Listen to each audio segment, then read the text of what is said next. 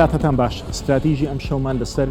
کۆنفرانسی گلاسگۆیە ئەو کۆنفرانسەی کە بە کۆبوونەوەی سەدە دەناسرێت لەم کۆنفرانسەدا سەرۆک و نوێنەری 197 وڵات تێدا بەشدارن بۆ چارەسەری دۆزینەوەی چارەسەری ئەو قەیرانەی کە بەرۆکی مرۆڤ و گیانەوەرەکانی لەسەر ڕووی زەوی گرتووە لەم کۆنفرانسەدا سەرۆکی وڵاتی یەکگرتووەکانی ئەمریکا پێی وایە ئەم 10 ساڵی لە بەردەمماندایە 10 ساڵی چارەنووسازە بۆ ئەوەی بتوانین قەیرانی ژینگە چارەسەر بکەین هەروەها سەرۆکوەزیرانی بەریتانیا بۆریس جۆنسن پێی وایە ئێستاکە بۆمبی قیامەت بەڕێوەیە ئەگەر مرۆڤەکان نەتوانن چارەسەری گۆڕانی کەش و هەوا بکەن ئەوە گەورەترین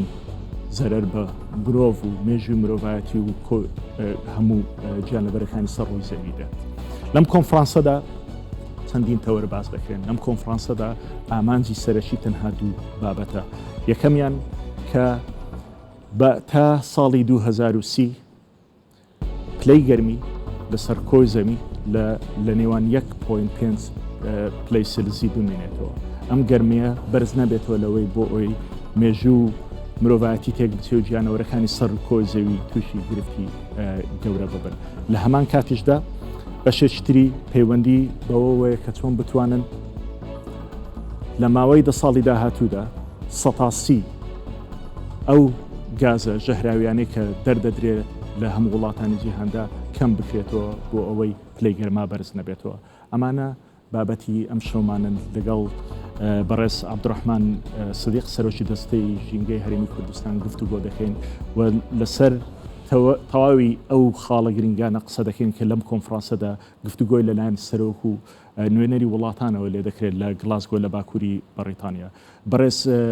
عەبدوڕەحمان سدیق زۆر بەخێرهاتن دەکەین وەکو دەڵێن ئەمە کۆنفرانسی سەدەیە ئەمە کۆبوونەوەی گرنگترین لوتکەیە کە لە مێژووی ئەم چەند ساڵی ئێمەدا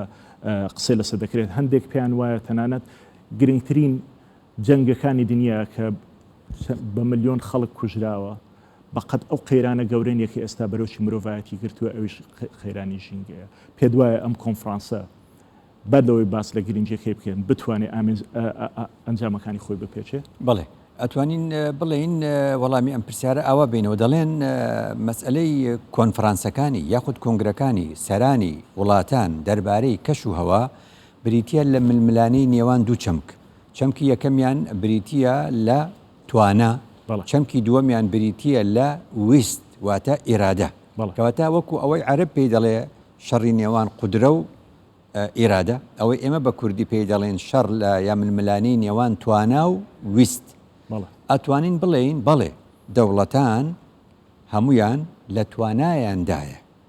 کۆتایی یان کەمکردنەوەی ئەم دیاردەیە بە جۆرێک لە جۆرەکان لە توانایاندایە ئەنجامی بن بەڵام ئایا ویستیان هەیە پرسیارەکە لێرێ چۆن دەزانین ویست هەیە یان نییە تا ڕادەیەک گومان لەسەر ویستەکەیە گومان لەسەر توانانیە چونکە مرۆڤایەتی لە ڕاستیدا زۆر بە هەنگاوی گەورە پێشکەوتووە بۆچی گومان لەسەر ویستەکە هەیە چونکە لە کۆنگرەکانی تریشە کەمە تۆ ببینێت لە ساڵی 1995ەوە هەتا وەکو ئێستا هەموو ساڵێک کۆنگرەکانی لوتکەی گۆڕانکاری کەش و هەوا دەبەسترێ و جگە لە پار نەبێ بەهۆی قەیرانی ڕاستە کە ئێستا هەر ئەمان لەسەر ئەو حساب کردووە ئەمیشان هەر لەسەر بیستەکە حساب کردووە بۆ مانایی کە بۆیە کۆ 26ەوە یان لە 95 تا ئێستا 26 جارە کۆ دەبنەوە 26 جار کۆبوونەوە ئەنجامێکی نەبوو بێ جۆرێک لە نیشانەی پرسیارە خاتە سەر چەمکی ویستەکە ئایا ویستیان دەیانەوێنە دوو ئامادە نەبوونی مەسەلەن سەرۆکی وەکو سەرۆکی چین کە یەکەم هۆکاری دەردانی گازە گەرمکارەکانە خۆی لە خۆی دانیشانەیەکی تری پرسیارە کە گرفتێکی تر هەیە ئابووری و سیاسی لە نێوان دەوڵەتەکان ئامادە نەبوونی سەرۆکی رووسیا بە هەمان شێوە ئەمە لە ڕاستیدا پێمان دەڵێ لە سەرەتاوە هەندێک دەوڵەت نایەوێت بکەوێتە نێو پابندبوونەکانەوە بەڵام هەر لەسەر ئەمەش ئەمڕۆ ئەم پێشنیازەی کە ئەمریکا و ئەوروپاییەکان کردیان لەسەر ڕاگررتنی پلەی گەرما بۆ 1.5 یاخود 1.5 100 وڵات تاوەکو ئێستاکە ڕەزامەندی دەربڕیوە لەسەر ئەم پێشنیازەی ئەوڕۆ ئەمەش ئەم ویستەنیە کە جەنابەت باست کرد وڵاتەکان دەیان یعنی ئێستا لەسەر چی قساکەین هێشتا لەسەر وەکو بڵێ بەڵێن و پابندبوونەکان بەڵام خۆ لە کۆنگرەکانی پێشووتریشە و لە پاریسەوە بڕیار دەرا سندوقێک هەبێ ساڵانە 100 میلیارد دلاری تێبکرێ بۆ ئەوەی کەوا یارمەتی ئەو دەوڵەتانە بدرێت کەوا قوربانین چونکە لە بیر نەچی هەر خۆیان پێشی ئەوەی گلاسکۆ دەست بە کۆبوونەوە بکە پێشی ئەو کۆبوونەوە لە چۆکرا لە ڕۆما G20 کەواتە وڵاتانی گروپی 20 بۆچی کۆ دەبنەوە پێشی ئەوەی لە گلاسکۆ کۆ ببنەوە چونکە خۆیان دەڵێن ئێمە گروپی 20 ئێمەین سەرچاوی دەردانی لە 180 گازە گەرمکارەکان 20 دەوڵەت لە جیهاندا 180 گازە گەرمکارەکان دەردەدەن کەواتە پێویستە کۆبوونەوەی سفری ئەزمموی پێشی گلاسکۆ ئەوان بیکەن و کردیان ئەلەوێشدا ئایا ئەو بڕیارانی کە دراوە چەنی نهێنیە و چەنی ئاشکرا دەکرێت کۆمەڵی پابندبوون دەڵێن بەڵام هەر دەبێت ئێمە چاوەڕێی دەرەنجامە ڕاستەقینەکانی دوای کۆنگرەکە بکەین تابزانین دەکەوێتە بواری جێبەجێکردن یان نا چونکە مەسلەی زۆر گرنگ لەم بوارە دوشتی دیکەیە ئێمە ئەم دەوڵەتانەکە کۆ دەبنەوە ئێمەش وەکو عێراق و هەرێمی کوردستان کە 6 ساڵە خەریکی ئامادەکردنی ئەو راپۆرتین ئەزانین ئیشکردنەکە لەسەر دوو تەوەرە یەکێکان میتیگەیشنە ئەوی تریان ئەداپتیشنە یعنی بە کوردی یەکەمیان بریتە لە کەمکردنەوە چۆن بتوانین گازە گەرمکارەکان کەم بکەینەوە دووەمیان بریتە لە خۆ گونجاندن لەگەڵ ئاسەوارەکاندا اینجا ئەلێرە نیشانەی پرسیار لەکوێ هەیە بەشی زۆری ئەو ڕاستپاردانەی لەم کۆنفرانسانە دەرەچێ لەسەر خۆ گونجاندن کارەکە بۆ خۆ گونجاندن فاکتێرێکی لۆکاڵیە یعنی من لە کوردستان ئەو لە عێراق ئەو لە سووریا ئەو لە سعودیە ئەو لە وڵاتی ئەوروپی لە ئاستی نیشتیمانیە تۆ خۆ گونجاندن دەکەی بەڵام کەمکردنەوە بریتە لە چەمکێکی جیهانی کەواتە بەمانایەکی تر بڵین ئەوەندەی لوتکە جیهانیەکان کارەکەن لەسەر خۆ گونجاندن ئەوەندە کار ناکەن لەسەر کەمکردنەوە بەمانایەکی تر ئەوەندەی کارەکەن لەگەڵ مامەڵەکردن لەگەڵ دەرەنجامەکانی گۆڕانکاری کەشوهەوا ئەوەندە مامەڵە ناکەن لەگەڵ ئەو ئەسباب و هۆیانەی کە بوونەتە هۆی ئەم حاڵەت بەڵام پێ وایە لەسەر ئەم دوو خاڵە گرنگەی کە کۆبوونەتەوە یەکەمیان ئەوەیە تا 2050 کە بتوانن زیرۆ ئیمیشن واتە گازی پیس نەهێڵن بتوانن ئەمە بەدەست بێنن خاڵی دووەمیشان کەوەی لەسەری کۆبوونەتەوە کە ئەم ڕاگررتنی پلەی گەرمای گۆی زەویە بە 1.5 لە پلەی سێلزی بەڵێ ئێمە لە دەستەی ژینگە سێ وشەمان هەیە بەکاری دێنین یەکەم ئەڵین زۆر گرنگە لە بواری ژینگە پارێزیدا بە پلەی یەکەم هۆشیاری گرنگە یان ێگەتوانیمان هۆشیاری دروستکەین هۆشیاری لە لای تاکێکەوە تا ئەگەیتە سەری لای ئەوەی کە بڕیار دروستەکە دروستکاری بڕیار ئەم هۆشیاریە کە هەبوو بێگومان کاریگەری ئەبێ دووەم یاسا چونکە هەندێک کەس هەرە بینی پابندی هۆشیاری نابێ دێتە سەر یاسا مەبەستم خاڵی سێمە بۆ وەڵامی پرسیارەکەی بەڕێزت خاڵی سێم لە ژینگەدا ئێستا قسە ئەکرێ لەسەر بەدەر لە مەسئلەی هۆشیاری و یاسا چەمکی سێم هەیە کە پێی دەوترێت تەکنۆلۆژیای نوێ یان تەکنۆلۆژیای سەوز یعنی چی یعنی ئێستا مرۆڤایەتی بە جۆرێک پێشکەوتووە لە بواری تەکنۆلۆژی بەڵێ توانای ئەوەی هەیە هەندێک چۆن ئەڵێ هۆکار لە ڕووی تەکنۆلۆژی و زانستی بەکار بێنێ کە وەکو بڵێ جێگرەوە بێ بۆ زۆر شت ینی بۆ نمونە بڵێ نمونە پرسیارێکەیە لە زۆر شتا ئەشپرسن تۆ فەرمووت چۆن ئەتوانین ئێمە بچینە زیرۆ کاربۆن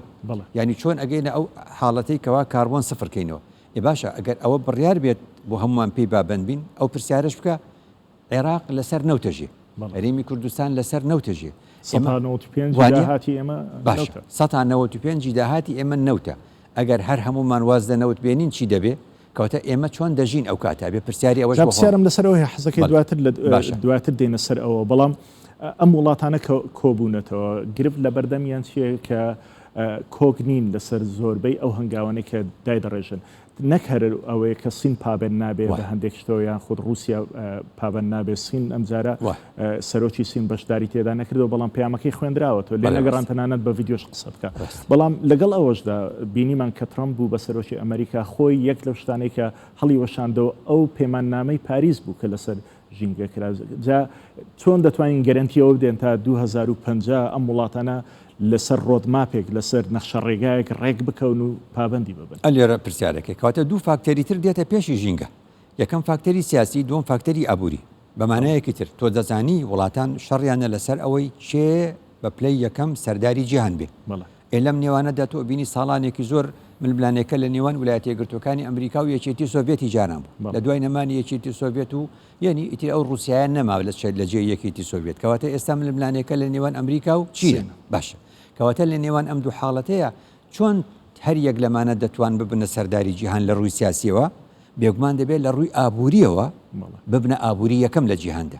چۆن ئەبی بە ئابووری یەکەم لە جیهاندا؟ بەوەی کە دەست نەپارێزی هەموو سەرچاوەیەکی وزەی خاوێن و ناخاوێن بەکار بهێنی. سەرنجام کاتێک کە ئەمە ئەەکەی لەسەر حسابی ژینگە دەبێت. بۆیە دەبینی ئەگە بڕۆین لە تەماشاکەین چین بم پێشکەوتنەی کە ئێستا هەیەی هەموو هەر شتێکە بینی نووسراوە مەیدی ئینچینە ئەمە دەرەنجامی ئەوەیە کە دەست ناپارێزێ. ئەمە دەرەنجامی ئەوەیە کە ئەو گازە گەرمکارانە ئەگەر ئێستا 5 دەوڵەتی سەرەکی بدۆزینەوە لەسەر ئاستی جیهان ئەبینی چین بە پلەی یەکەم ینی وەکول لە سەتا ئاوان بە نزیکی لە 130 گازە گەرمکارەکانی گۆیزەوی بەهۆی پێشکەوتنە پیشەسازەکانی چینەوەی. ئەجا تو هەر ئەمە بێنەوە دوای ئەو بە پلەی دوم ئەمریکا دێ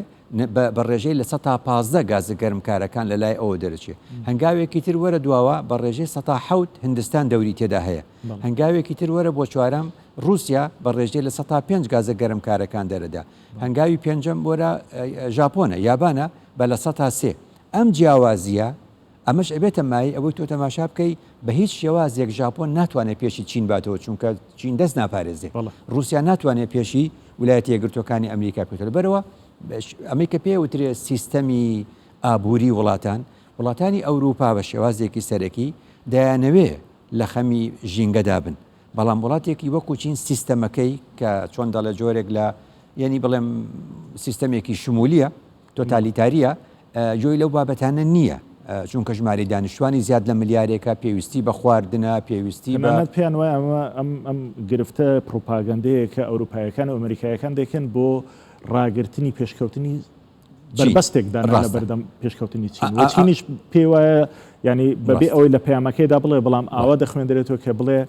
لە ماوەی 100 ساڵی ڕابردوودا ئێوە ژینگەتان پیس کرد کە من دەمە ئێستا پێشکەوم دەتانەوە ڕێگام لێ بگرن. ڕێک ئەم گومانە وڵات دوو شوێن ئەم گومانەی هەیە. یەکیان وەکو فەرمووت چینە ئەوی تریش وڵاتە بەرهەمهێنەرەکانی نەوتیشە. ئەڵێن ئێوە کاتێک ئەم قسەیە دەکەن ئێوە بێگومان کە باسکردن لە کاربۆن خۆ وڵاتانی بەرهەمهێنەری نەوتیشەگرێتەوە. کەواتە هەر لەوێوەیە دەڵێن تەنانەت وەکو هۆکارێکی بانگە 6 ئەتوانی بەکاری بێنی یعنی دەرچوونی ئەمریکا لە ڕێکەوتنامەی پاریس لە سەردەمی ترامپە چی بوو خەڵکێکی زۆر با بڵێم ئەوانەی کە مەبەستم خاوەنی کارگەزە بەلاحەکانی ئەمریکا ڕژووی بەردینیان بەکارهێنا کە ئەمە دوژمنی سەرەکی پێشی نەوت دوژمنی سەرەکیە خەڵوزی بەردین بۆ دژ بە ژینگە و کەش و هەوە. بەڵام بۆ ئەوەی دەنگی هەموو ئەو کارت لە گەورانە بەدەست بێنێ لە ڕێکەوتنامەی پاریس چۆ دەر کەواتە بەشێک لەوەی کە دەنگی هێنا ترامپ دەنگی ئەوانە بوو کە دژ بە ڕێکەوتنامەی پاریس بوون. جا مەبەستم لەم بابەتەوەیە هۆکاری سیاسی بە پلەی یەکەم هۆکاری ئابووری بە پلەی دووەم دەبنە مایە ئەوەی کە دەوڵەتان گومانێکمان بۆ دروستە بێ ئایا پابەند دەبن. هەر ئەمەش ینی وای کردووە لە کۆی ئەو 26 کۆنفرانسەی لەسەر ژیگە بەستراوکەمە 26 کۆنفرانسە و گەورەترینیانە لە سیوێکی مانگۆ دەست پێکرد تا 12 ئەم مانگە بەردەوام دەبێتن. مناڵێک لە کوردستانەوە تا دەگا بە شاژنی بەریتانیا داوای یەکشت دەکا دەڵێ پابەند بن بەو ڕێنمایانەیە کە دەری دەکەن. مانای چیە تاوەکو ئێستاکە لەم 26 کۆنفرانسەدا ئەم نەخشە ڕێگانەی کە دانراوە پابەند نەبوونە وڵاتانە گەرانتی چیە کەم جارە پابەند ڕاستە. اینجا ئەلێرە یەک شتەیە ئایا ئەگاتە ئەو ڕادەیەی کە بەرژەوەندی G20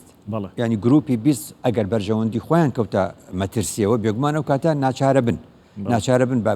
پابند بن تا ڕادەیەک. پێم وایە ڕادەی پابندبوون ئەم جارە باشترە بێت لەوانی پێشووتر لە کۆنگرەکانی پێشووتر ڕادەی پابندبوون بەڵام هەر لە ئاستی ئەو خواستەیە نابێ چونکە ئێمە دوو قسەمان هەیە یعنی زانستخوازان زانایانی بواری ژینگە دەڵێن زانایان لە بواری گۆڕانکاریەکانی کەش و هەوادا قسەی خۆیانیان کرد لەسەر سیاسەکان پێویستە بڕیاری خۆیان بن. اینجا لێرەشا سیاسەکان گرفتێکی دیکەیان دروست کردوێتەوە سیاسەکان لەبەر مەسەلە ئابووریەکان گرفتێکی دیکەیان دروست کردوێتەوە کە جارێکی تر وەکو بڵێ زانستیشان شێوان چۆن بەوەی کەوا دوو جۆر توێژینەوە دەخەنە بەردەست. توێژینەوەیەک دەخرێتە بەردەست دەڵێ نەخێر گۆڕانکاری کەش و هەوا سروشتی و دەستی مرۆڤیتیانە تیمێکی تر دەڵێن نەخێر دەستی مرۆڤی تێدایە کەواتە ئەمەش بۆ خۆیدا دەڵێ تەنانەت ئاینیەکانیش کۆبوونەتەوە بەوەی کە پێیان وایە دەستکاریکردنی ئەمە دژی ئاینە و دژی پەیامی خوددایە بەڵام ئەمە با بەتێکی دیکە بێ پرسێشتری گرنگ ئەوەیە کە عراق یەکێکە لەو وڵاتانەی بەهرێمی کوردستانیشەوە یەکێکە لەو 5 وڵاتەی کە زەرمەندی گەورە دەبێت لە ڕێنمایانەی کە دەردەچین یاخود ئەو نەخشە ڕێگای کە دابدرێ عراق وەکو ئەم 5 وڵاتی تر وەکو سریلانکا و ئەوانی دیکە داوا دەکەن ئەو 100 ملیار دۆلارەی کە ساڵانەدا دەدرێت بەشێکی بۆ عراق بێ ئێمە وەکو هەرێمی کوردستان لەکوێی ئەم هاوچێشەیەدان بەڵێ ڕاستە لەبەرەوەی وەکو ئەڵێم عێراق چۆن نێو ڕێکەوتن نامی پاریس مانای کوردستانیش چۆ نێو ڕێکەوتن نامی پاریس ئەوە نزیکەی 6 ساڵە دەستەی ژینگە لەگەڵ وەزارەتی ژینگەی عێراقی لە ماوەی ئەم 6 ساڵی ڕابردووە خەریکی ئامادەکردنی ئەو NDCن ئەوەی کە پێ دەڵێن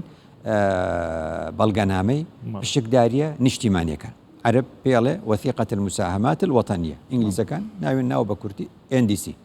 ئەم NDC عێراق هەر وڵاتێک ئێستا NDC خۆی تەقدیمی سکرتاریەتی ئەوێ کردووە یعنی 1970 دەوڵەت ئێمەش لە هەرێمی کوردستان ئەو NDC بەڵێ ئێمە 42 ئەیفۆرمان هەیە ئەم 42 ئەیفۆرە بەرهەمی 6 ساڵە بەرهەمی 6 ساڵە کە سێکتەر بە سێکتەر بە سێکتەر لە هەرێمی کوردستان و لە عێراقدا چۆن ئەتوانین بە هەوڵی نیشتیمانی لە 100 تا لە 102 گازە گەرمکارەکان ئەتوانین کەمکەینەوە بە دڵنیایی دەتوانین ئەتوانین 115 کەمکەینەوە بەوەی کە یارمەتیمان بن یارمەتێکە بە دوو شوێنە یەکێکان بریتە لەو پارەیە کە ئەو 100 ملیارەی قەول لە هەموو ساڵێک داینن و تا ئێستادایان نەناوە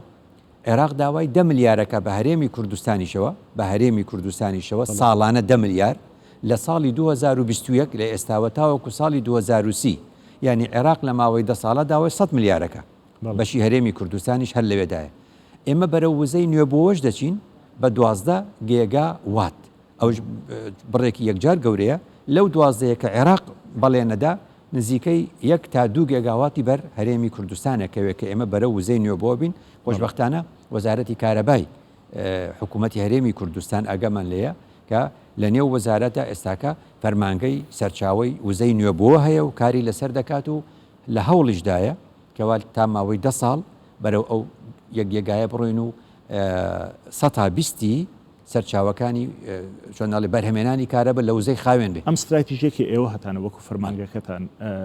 نوێنەریشتان ئێستا لە کۆنگرەی گلاسکۆیە بڵێ تاوتوێ ئەم شتانە دەکات لەگەڵ سەرۆکی وڵاتان و لەگەڵ شتەکان چۆن دەڵێ ئەو کۆبوونەوەی گلاسکۆیە کە من پێم باش بوو کە ئەو فەرمانبەرانی ئێمە کە 6 ساڵە کاری تیاکەن هەر ئەوانم پێ باش بوو ینی واژووی لەسەرکەم و بیان نێرم بۆ ئەوێ لەگەڵ ڕاوێژکاری زانستی سەرۆکی هەرێمی کوردستانیش هەر لەوەیە ئەم تیمە لەگەڵ تیمی وەزارەتی ژینگەی عێراقی پێکەوە لەوێەوە کار دەکەن ئەو NDC ئێمە کە وتم 42 ئەیفۆرە هەمووی عەرزەکرێت بەو شێوازە بەڵام بنمیچەکەی ئەمە بوو کە باسم کرد ئەم کورتەیە بوو کە باسم کرد ئێمە لە 100 تا لە 102 دەتوانین بە هەوڵی نیشتیمانی لە 115 دەتوانین بە یارمەتی نێودەوڵەتی 100 میلیارد دلار بۆ 10 ساڵ دەمانەوێ لە هەمان کاتدا بە مەرجی شتایە بەو مەرجەی عێراق بە هەرێمی کوردستانیشەوە تووشی گرفتی دیکەی وەکو داعش نەبێ تووشی ناسەقامگیری سیاسی نەبێت چونکە لە حاڵەتی بوونی ئێرهاب و تیرۆر و ناسەقامگیری سیاسی تۆ ناپەرژێتە سەر ژینگە یعنی ئەوە یەکێکە لەو مەرجانە لەبەر ئەوەی دەڵێن کاریگەری فاکتەری ژینگەش بۆ سەقامگیری سیاسی باشە چونکە ئێمە ناتوانین ژینگە بپارێزین ئەگە سەقامگیری سیاسیمانێ بدەمەوە سەر باسەکە وەفدی ئێمەش و وەفدی عێراقیش و ئەموو پێکەوە ئەم NDCە پێشکەشەکەن اینجا ئەلەوێ ئەم کۆبوونەوانە کۆبوونەوەی جیاجیان سەرۆکی وڵاتان گروپێکن بۆ خۆیان کۆ دەبنەوە زانستی چۆن دەڵێ ئەوەی لە بواری توێژینەوەی زانستی بە جۆرێکی دیکە نوێنەری حکوومەتەکانیش بە جۆرێکی دیکە ینی خۆڵێ زیاد لە گروپێک و زیاد لە ژوورێک کاری تێدا هەست دەکرێت کە سیاسەتی ئێوە سیاست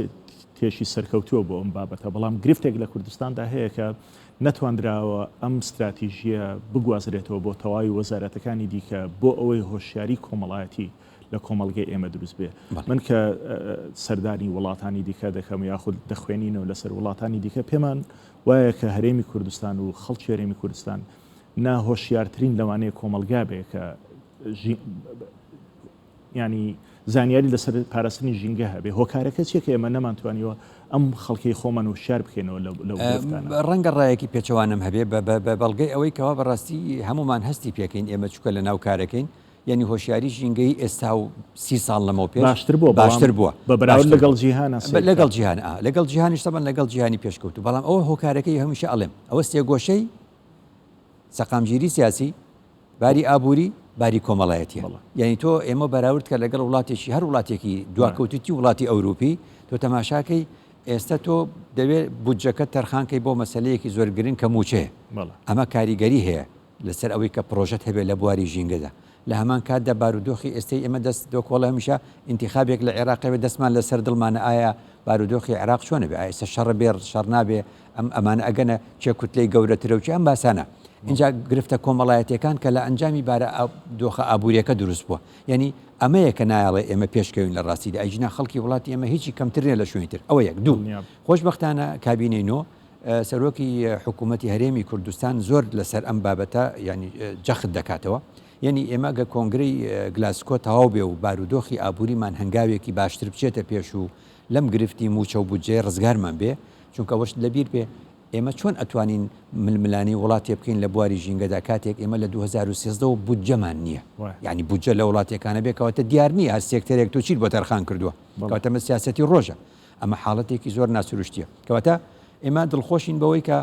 لە کابینەینەوە سەرۆکی حکوومەتی هەرێمی کوردستان لە کارنامەکەی خۆیدا لە خاڵی دەیەم لە خزمەت گوزاریەکانە تایتڵێکی بە ئێمەداوە ژینگە گەورەترین سەرمایەی هەرێمی کوردستانە ئەمە بەڕاستی خزمەتێکی گەورەیە دوو ئەرکی خستە سەرشانمان یەکەم هۆشیاری ژینگەی دووەمیشیان کەمکردنەوەی مەترسیەکان جا لێرەوە ئێستا قسە لەسەر ئەوەیە ئێمە دوای کۆنگرەکە پابندین بە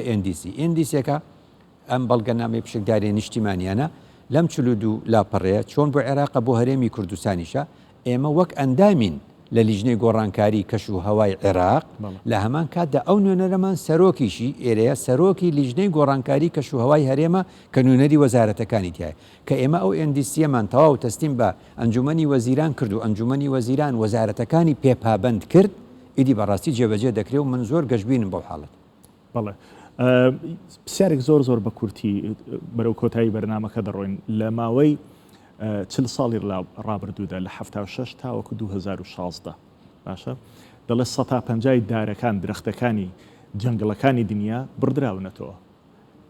ئەم کۆنفرانسە بڕیارەکانی کۆنفرانسە دەتوانێت ڕێگر لە بەرامبەرەوە زۆر بە کورتی بەڵێ لەم چارەسەرێک بۆ قەیران بەڵێ ڕاستە جاری ئەوە لە کۆی ئەم 1970 دەوڵەتانەیە ئەوە نزیکەی 80 تا 100یان بەڵێنێکیان بە یەکتر داوە کە تا 10 ساڵی تر دەست بۆ دارستانەکان نەبن ئێمەش لە هەرێمی کوردستانە بۆیە لەگەڵ وەزارەتی کشت و کاڵ بەڕێوەبەرایەتی باخداری و پاوان و دارستانەکان لە خەمی زیادکردنی ڕوبەری سەوزاین چونکە ئێمەش لە نێوان ساڵی 2010 هەتاوەکو 2020 ملیۆنێک و 80,000 ملیۆنێک و 30 هزار دۆنممان سوتاوە چ لەلایەن وڵاتانی دراوسێ و چ بە کەم تەرخەمی خۆشمان کەواتە هەتا ڕوبەری سەوزایی زیادکەین و زیادکەین و زیادکەین پێمان وایە هێشتا هەر کەمە بەڕێز عەبدوڕەحمان سدیق سەرۆکی ژینگەی هەرێمی کوردستان لەگەڵ زۆر سپاس دەکەین هیوادارین